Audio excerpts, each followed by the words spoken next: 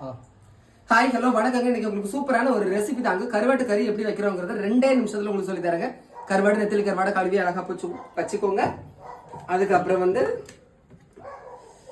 இதுல மாங்காய், கத்தரிக்காய், அப்புறம் இது கீழே நம்ம ஊத்திடலாம். இல்லைன்னா இதை எடுத்து என்ன செஞ்சுக்கலாம், அதில் உள்ள போட்டுருங்க. மாங்காய், கத்தரிக்காய், சரியா?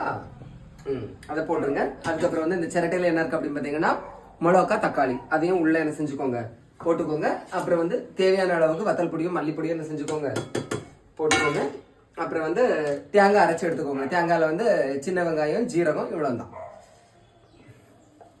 நல்லா எடுத்து விட்டுக்கோங்க, சரியா? அடுத்தது ஃபைனலாக நீங்கள் என்ன பண்ணுறீங்க அப்படின்னு பார்த்துட்டீங்கன்னா, புளி இருக்குது பார்த்தீங்களா, புளியை ஊற போட்டு அதை என்ன செஞ்சுக்கோங்க, நல்லா கரைச்சி இதில் என்ன செஞ்சுக்கோங்க, ஊற்றிக்கோங்க.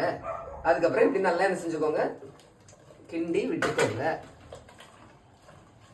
அப்புறம் தேவையான அளவுக்கு தண்ணி, பார்த்தீங்களா இந்த பதத்துக்கு வந்துருமா. அப்புறம் தேவையான அளவுக்கு தண்ணி வச்சுட்டு என்ன பண்ணுங்க, நல்லா கொதிக்க விட்டு அப்படியே கருவேப்பிலையை போட்டு நீங்க இறக்குனீங்க அப்படின்னா சூப்பரான சுவையான கருவாடு குழம்பு ரெடி. ஓகேவா? செஞ்சு பாருங்க. பிடிச்ச லைக் பண்ணுங்க. தேங்க்யூ.